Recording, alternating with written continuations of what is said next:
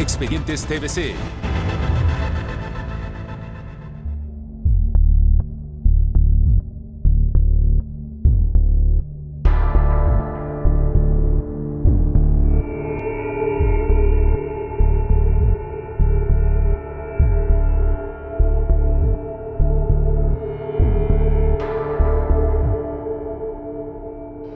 ¿Qué tal, amigos de Expedientes TVC? Hoy nos salimos del estudio para entrar de lleno a una atmósfera que nos va a encantar y que nos interesa muchísimo. Estamos en el Museo de Memoria y Tolerancia de la Ciudad de México y estamos con el maestro Carlos Cubero. Él es gerente de contenidos de tolerancia. Carlos, mucho gusto. Muchísimas gracias.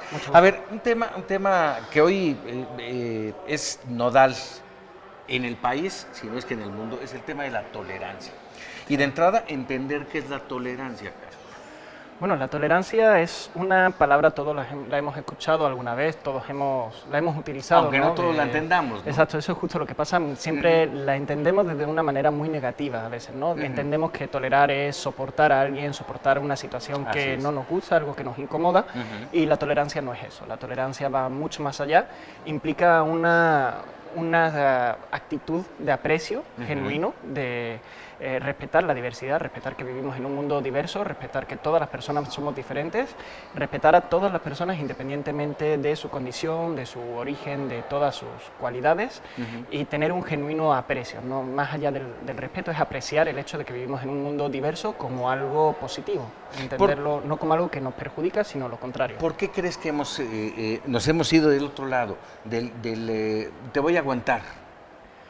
Porque es justo esa actitud pasiva, ¿no? De no querer abrirse. Por ejemplo, cuando una situación nos incomoda, es legítimo que nos sintamos incómodos ante quienes no nos gusta, que una persona no nos caiga bien, eso es legítimo, pero es muy fácil escudarse en eso. Eso nos da mucha seguridad cuando una persona, por ejemplo, la vemos muy diferente, es algo que a nosotros nos genera este rechazo de entrada. Es más cómodo quedarse ahí, en esa trinchera, y decir, bueno, no te agredo y ya, que realmente traspasar eso y tener una actitud genuina de aprecio, de decir, bueno, yo te respeto realmente, no solo no te agredo, sino que respeto que tú seas diferente de mí y lo aprecio, y creo que eso es algo positivo. Ese punto que acabas de mencionar es muy importante, agresión, que ese es finalmente lo que nos preocupa, la falta de tolerancia o la intolerancia. La intolerancia lleva a la violencia, ¿no? Lo vemos aquí en el museo, abordamos 7 casos de genocidios históricos que ocurrieron en el siglo XX, y los 7 genocidios ocurren con dinámicas, comienzan en dinámicas de intolerancia. Se va generando un proceso de discriminación que va escalando en la violencia hasta que llegan a estos genocidios. Esto es muy importante porque es el eje central de lo que nosotros decimos en el museo. Esta violencia, esta intolerancia degenera en esos casos. No toda la intolerancia llega a ser genocidio, pero sí justo vivimos situaciones muy parecidas. Es una línea muy delgada. ¿En qué momento se rompe? Pues se rompe en el momento que traspasamos la barrera de la dignidad de la otra persona. La dignidad humana es algo fundamental, va estrechamente ligado a la tolerancia, y la dignidad va ligada también a los derechos humanos. Tenemos que respetar el valor que tiene cada ser humano por el mero hecho de ser persona. Mira, aquí donde nos encontramos, se los describo y seguramente ahora lo verán ustedes en sus pantallas. En esta pequeña sala estamos hablando de racismo, de violencia de género, de personas con discapacidad, de adultos mayores, LGBT. Y todo eso tiene que ver justamente con la tolerancia. Efectivamente, son los grupos quizás más representativos que sufren discriminación en México. Se discrimina por muchísimos motivos, la verdad, pero son las formas de discriminación más frecuentes, las que se dan en mayor medida, y son muy graves, y en México son muy evidentes. Y aquí nos reflexionamos acerca justo de esta manera que tenemos de relacionarnos, porque la discriminación no es algo que ocurre solamente entre ciertos grupos, es algo en lo que participa en general toda la sociedad, ¿no? Casi todas las personas han discriminado alguna vez o se han sentido discriminadas. Es muy importante que reflexionemos acerca de cómo nos estamos relacionando como personas, como seres humanos y como ciudadanos. En ese entorno de la permisividad, ¿cuándo podemos, qué nos marca la tolerancia y la permisividad? O sea, tú me puedes agredir y yo decir, bueno, ok, yo te respeto, no pasa nada, pero ¿en qué momento se rompe? Justo, es muy difícil porque tenemos una idea, por ejemplo, de la justicia. Esto nos pasa mucho cuando vienen grupos y hacemos dinámicas con ellos y les preguntamos, si alguien te golpea, tú lo puedes golpear de vuelta, y mucha gente te responde que sí. Tenemos una idea de la justicia muy básica, que no es justicia, es venganza. Y ahí justo lo que se está traspasando es esta barrera de la dignidad que te comentaba. Es muy difícil para la gente en general comprender que incluso cuando te agreden, incluso ante la violencia ejercida contra ti, eso nunca te legitima para tú ser violento, para tú ser perpetrador, te posiciona del otro lado. ¿Qué nos decían, Carlos? Yo me imagino que a ti también tus papás te decían cuando estabas chiquito en la escuela y llegabas a la casa con un moretón, ¿qué te decían?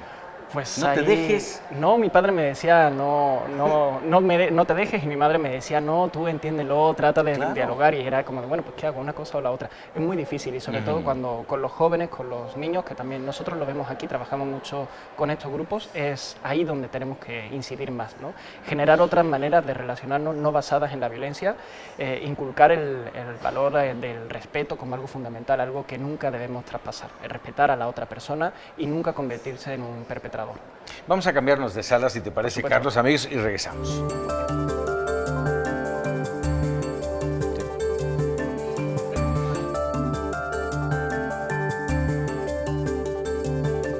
Otro tema, Carlos, cambiamos de sala, estamos en esta que se llama El poder de los medios, y tiene que ver mucho con las desigualdades.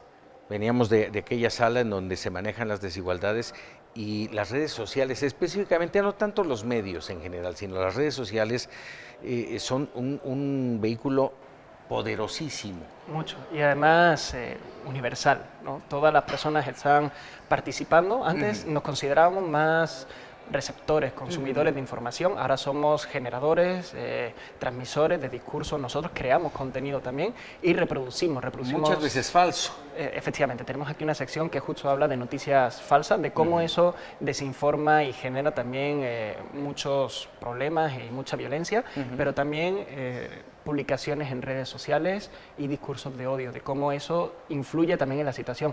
Es muy curioso porque justo estas dinámicas de discriminación que veíamos en la sala anterior se reproducen en las redes sociales, ¿no? En redes sociales mostramos muchas veces todo esto que vemos a nuestro alrededor y pues con este cierto anonimato, esta garantía, esta distancia que te permiten las redes sociales, las aprovechamos muchas veces para reproducir para discursos, agredir incluso. Exacto, a atacar a personas en concreto, a colectivos, etcétera. Y se hace ante una gran pasividad, por lo general, de la gente, y siempre tiene mucho más impacto lo negativo, ¿no? La violencia. ¿Son ya patrones sociales? Sí, efectivamente, y pasan en todos los países, estamos observando estas dinámicas. ¿Cómo evitarlos? ¿Cómo parar esa consecución de agresiones, de violencia? Es difícil. Nosotros hacemos mucho hincapié en la responsabilidad que tenemos cada quien de no contribuir, no perpetuar, no dar difusión a este tipo de discursos.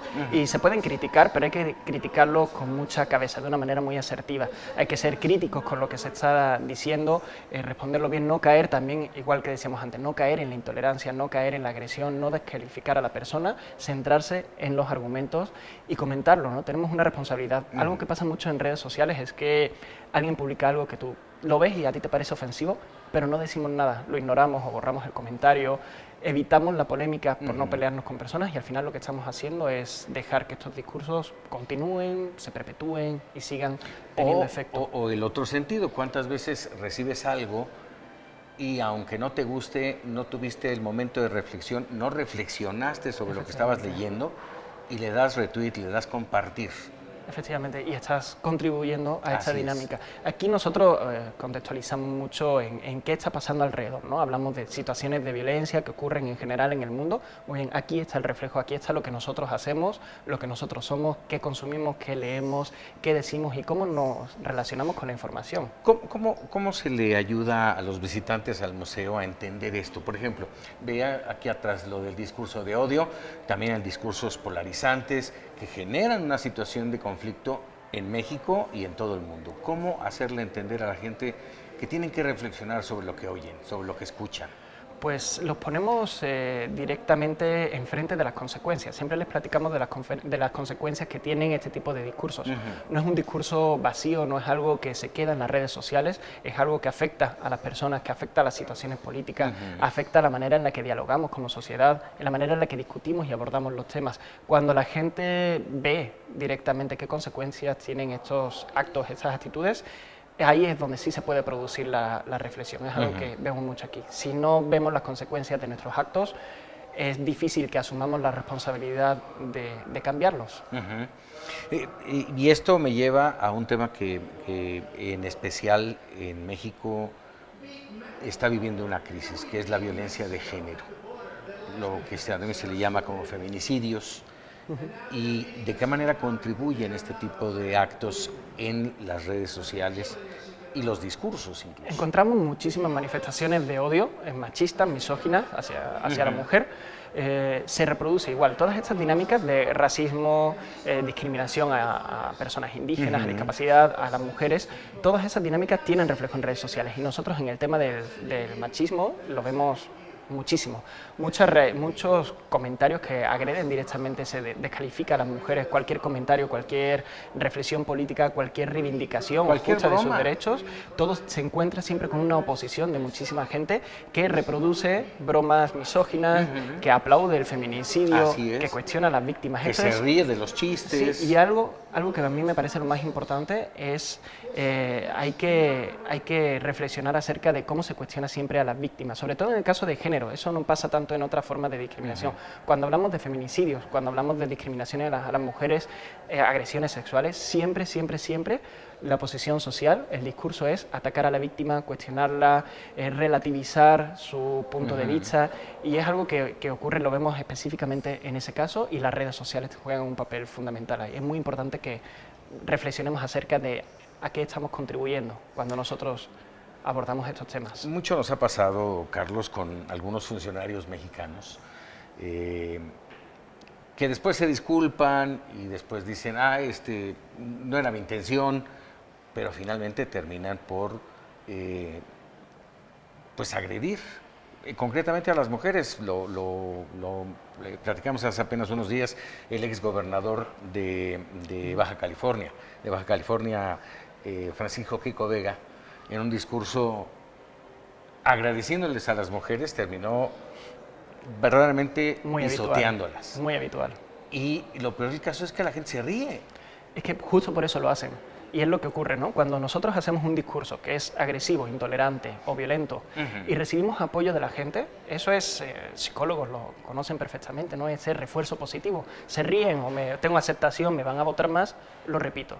Y cuando la gente justo critica o nos posicionamos como sociedad y decimos, oye, esto no es tolerable, esto no se puede aceptar, entonces es cuando viene una disculpa, sincera o no, pero esa disculpa es muy importante porque ayuda a cambiar, al menos a darse cuenta de que ya este tipo de discursos no tienen cabida en la sociedad, este tipo de discursos no se pueden seguir reproduciendo.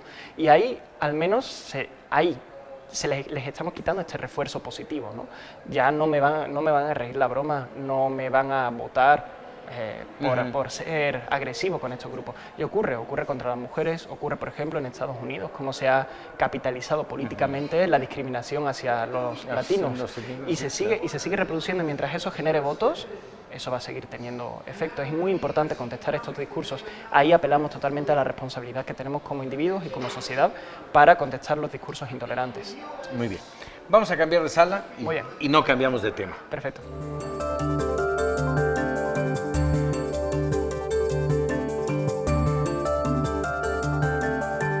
Ya estamos de regreso aquí en Expedientes TVC, aquí en el Museo de Memoria y Tolerancia en la Ciudad de México. Y bueno, hemos venido hablando de distintos temas y tópicos, principalmente el tema de la tolerancia, que es algo que tenemos que tener muy presente, que nos está conflictuando la vida, no solamente en la Ciudad de México, no solamente en México, sino en el mundo. Llegamos a esta sala que es la de los derechos humanos.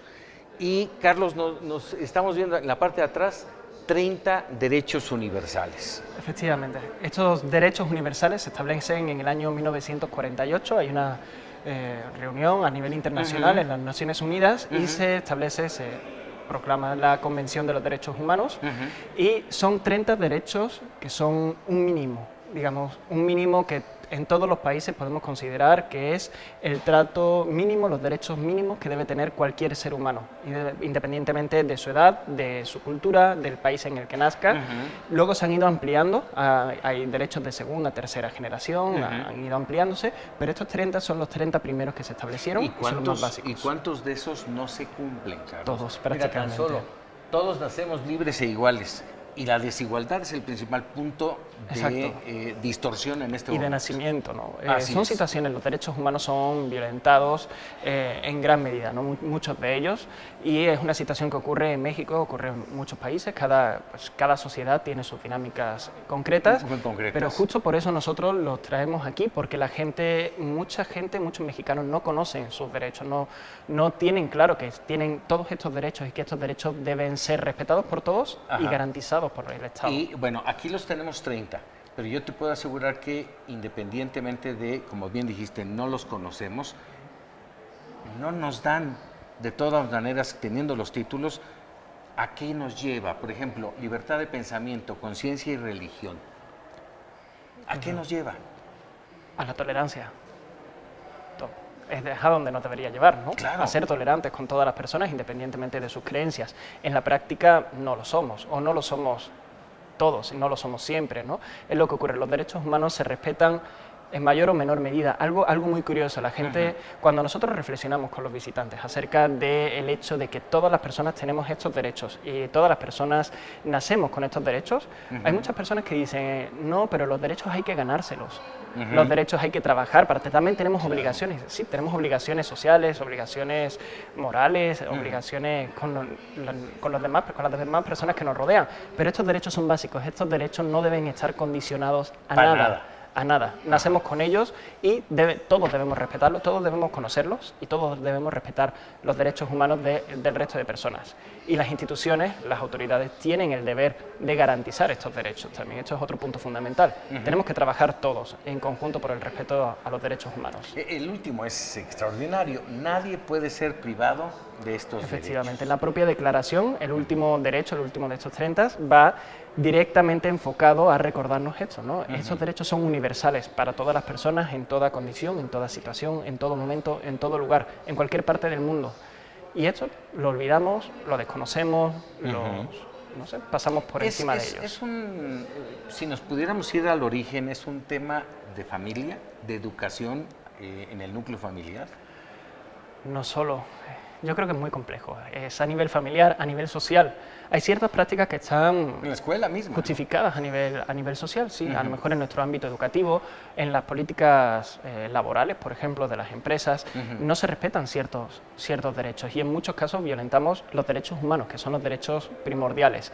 Son dinámicas, son prácticas que tenemos naturalizadas, normalizamos la violencia y consideramos que, bueno, que eso es así o que esto sería un ideal al cual deberíamos llegar, ¿no? Sí, sería ideal que tuviéramos educación, pero aquí sabemos que no ocurre y eso es intolerable. ¿Cómo podríamos llevar a una persona, a un ser humano, a que desde su más tierna infancia pueda ir catalizando y concretando todos estos derechos, que sean suyos, que los defienda? Hay que educar en valores, tenemos que conocer nuestros valores, los valores que nosotros queremos que nos representen como sociedad. Esto es una reflexión colectiva también. En la familia, en la escuela, en la calle, tenemos que inculcar estos valores, es educación ética y moral y educación cívica sobre todo. Tenemos que tener muy en cuenta que vivimos en una sociedad donde somos muchísimas personas, todos tenemos que convivir en armonía, en respeto los unos con los otros y eso es algo que muchas veces perdemos de vista. Es fundamental que esos valores se vayan inculcando desde la infancia, en la casa, en la escuela, en todo el ámbito social. Por eso nosotros tenemos también un espacio, se llama Islamit Sésamo y es un espacio donde trabajamos justo con los más pequeños, niños de 4 a 11 años, donde educamos justamente en estos valores, ¿no? Hablamos de respeto, de solidaridad, de tolerancia. ¿Hay reacción de los niños? Sí, ahorita menciono a los niños, pero en general de los visitantes, ¿hay reacción? Hay reacción y yo diría, hasta me atrevería a decir que hay más reacción por parte de los niños que de los mayores, porque para un niño es muy fácil asimilar estos valores cuando entendemos, justo como decíamos antes, las consecuencias de nuestros actos, por qué es importante respetar a las otras personas. Los niños lo aprenden y lo aprenden muy rápido, igual que aprenden todo. A los mayores nos cuesta más trabajo, ¿no? Cambiar nuestros hábitos, cambiar nuestras formas de relacionarnos, renunciar a nuestros privilegios. Esto es algo muy difícil para muchas personas. Muy difícil. En el museo recibimos un impacto muy positivo, la gente reacciona muy positivamente. Contrariamos también muchas formas de pensar que todas las personas tenemos prejuicios en algún momento. Es muy importante que los confrontemos, que reflexionemos, y eso es lo que vemos que sí ocurre en los visitantes. Ya no, para nosotros es lo fundamental. Lo que ocurra ya después es cuestión de cada quien, pero es muy importante que se vayan del museo con esa reflexión. Claro. Vamos a cambiar por último de sala y regresamos.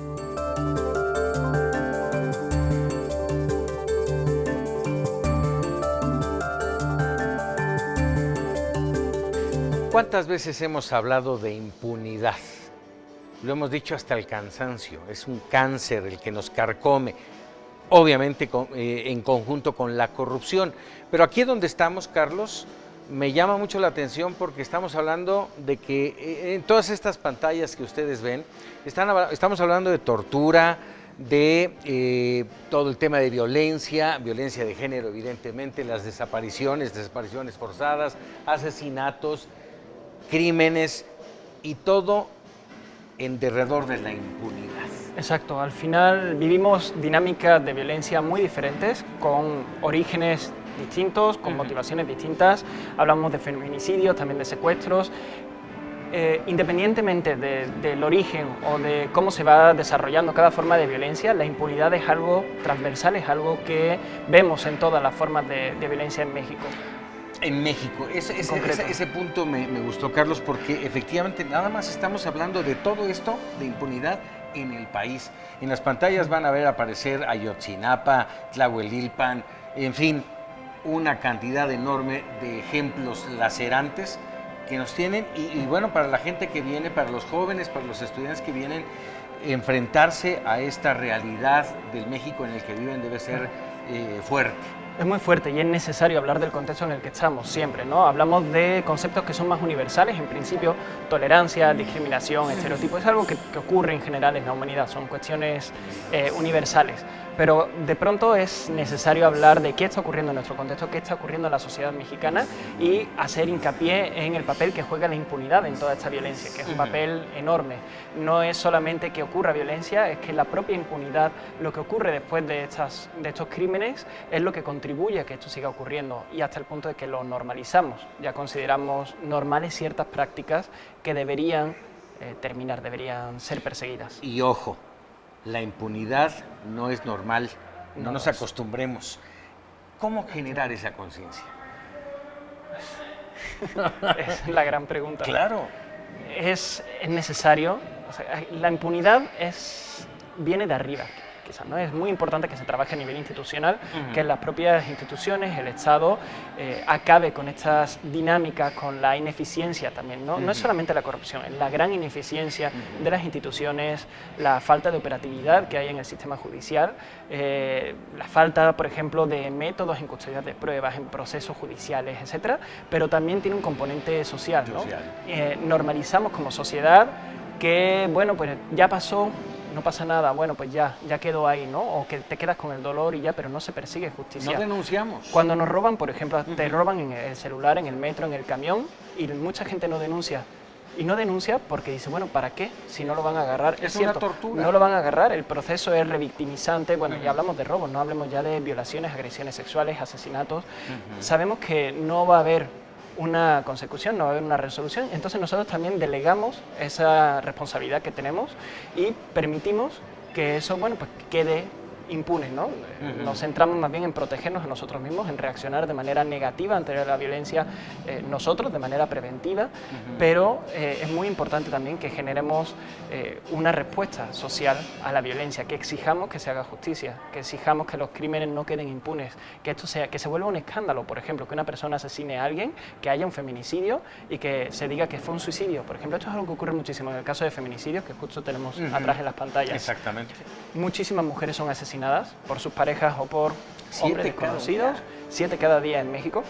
Y en muchos casos dicen, no, se suicidó, se fue, bueno, quién sabe, desapareció, no la buscan. Hay ciertos protocolos, es necesario que nosotros exijamos que eso funcione. Bueno, luego los revictimizan en los ministerios públicos. Exacto. Sí, a ver cómo fue, platícame, muéstrame. Exacto. Se le cuestiona, se relativiza el dolor. O sea, los propios procesos de investigación y de consecución de justicia son inhumanos, son degradantes. Y eso es algo que nosotros hablamos también en el museo. los procesos inhumanos. En los genocidios también hubo procesos de deshumanizar a las personas que estaban sufriendo la violencia. Y eso es algo que no podemos naturalizar, es algo que no es normal y tenemos que reaccionar contra eso. Y en todo esto hay una relación históricamente mala de desigualdad entre el hombre y la mujer, en donde evidentemente se ha marcado que el hombre es el fuerte. Y ahí empieza la desigualdad.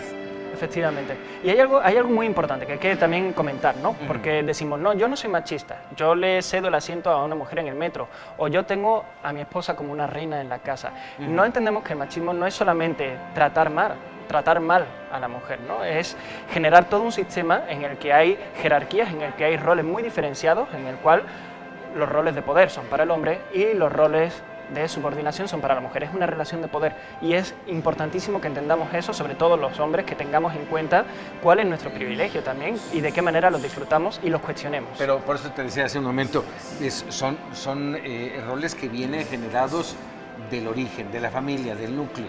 Los reproducimos. Sí. Yo creo que se generan a nivel social, es algo más amplio.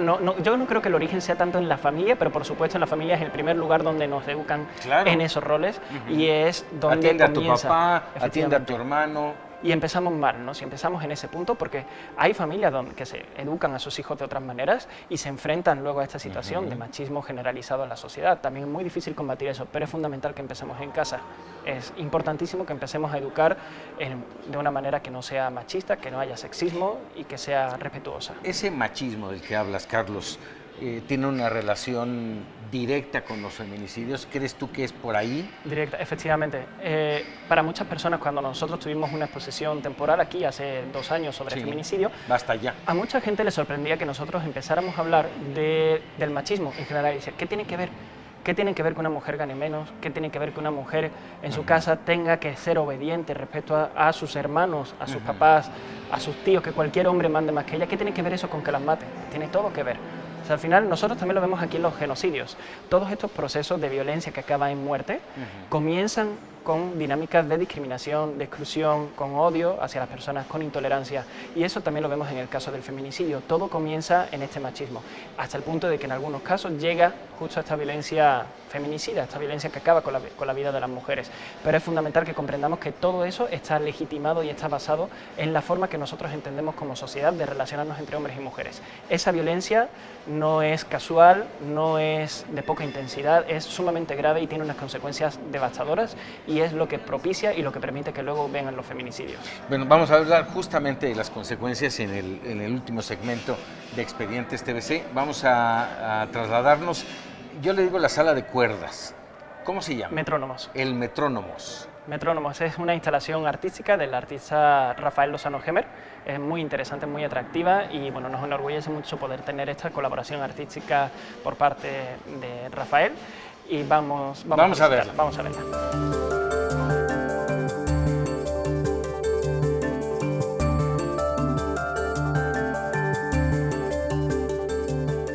Llegamos ya prácticamente al cierre de este Expedientes TVC y llegamos justamente a una sala que, déjeme decirle, los datos, las cifras, los números siempre son duros y siempre nos golpean en la cara para darnos un golpe de realidad.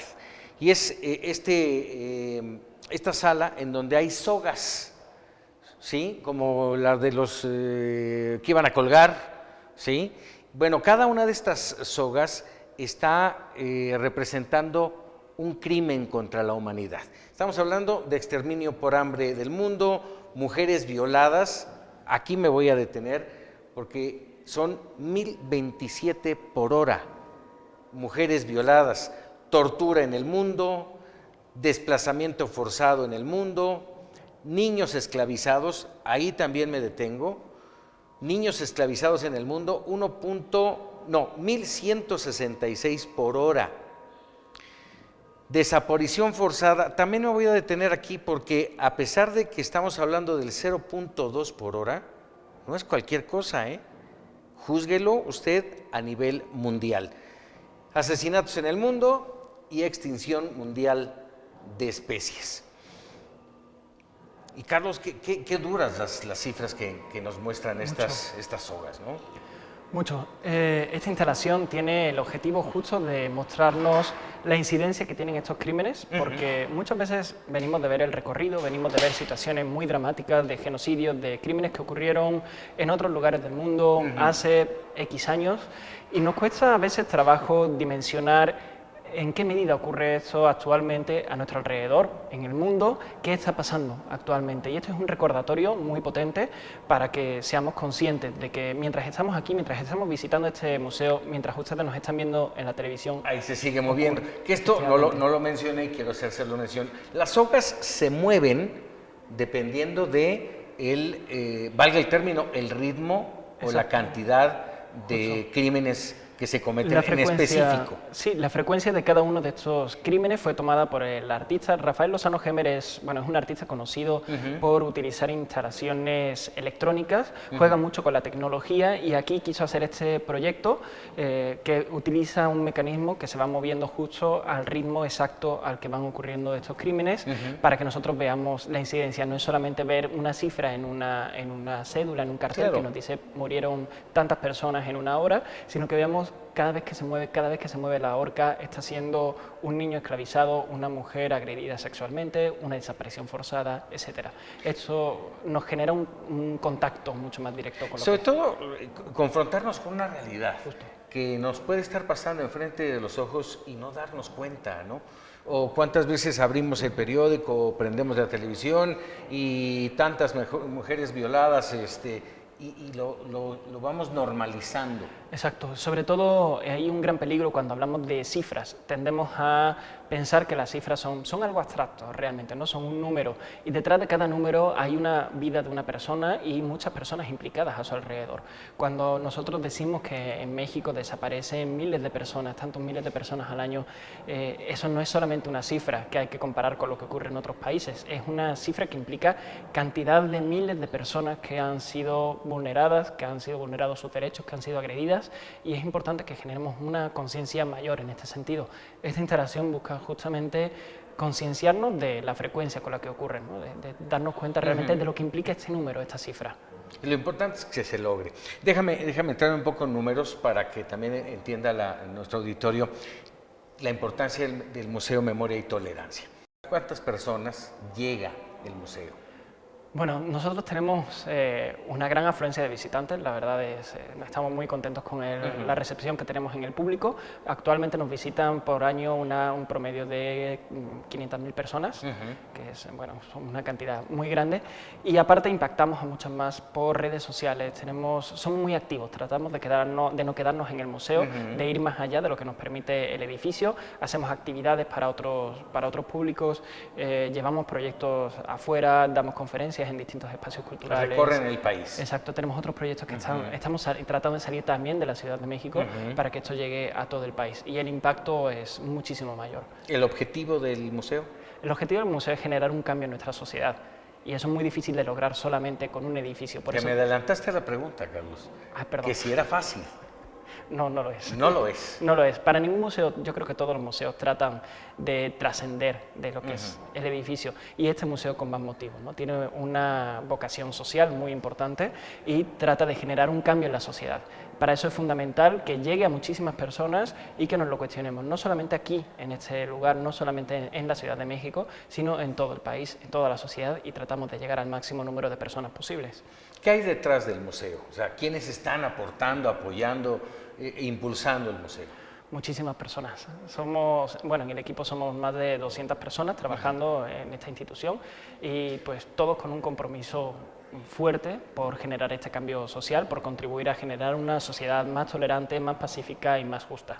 Y pues es la fuerza de todas las personas que trabajan aquí y también de todos los que nos apoyan, de nuestros visitantes, por supuesto, de todas las personas que vienen, que reflexionan acá. Es más como un movimiento social, no es solamente un museo, es algo que va mucho más allá de lo que puede ser una oferta de ocio, una oferta educativa, es algo que la gente también participa, tenemos una comunidad de visitantes muy grande y hay muchísimas personas colaborando directa o indirectamente para que esto ocurra. Es interesante justo que estemos en esta sala porque el artista Rafael Lozano Gemer hizo esta colaboración voluntaria con nosotros y bueno, es uno de los artistas de más renombre internacional en ese campo del arte contemporáneo, y para nosotros es un orgullo, por ejemplo, que él colabore con nosotros y poder tener una instalación de él. Hay muchísimas personas que colaboran igualmente con nuestro museo, altruistamente, empresas, etcétera, donadores particulares, que hacen posible justo que nosotros podamos estar tratando de hacer este cambio, que estemos generando este cambio social. Abierto de 9 a 6 de la tarde, entre semana, fines de semana de 10 a 7. Pueden seguir también nuestros horarios, todas las cuestiones más técnicas de cómo llegar, etcétera, en redes sociales, en la página web. Encuentran toda la información que necesiten acerca de costos de entrada, horarios, forma de llegar al museo, etcétera. Un museo imperdible. Carlos Cubero, te agradezco muchísimo la guía, la plática, los detalles de este Museo de Memoria y Tolerancia. Gracias. Muchísimas gracias. Por venir. Muchas gracias a usted. Nos vemos en el próximo Expedientes TVC.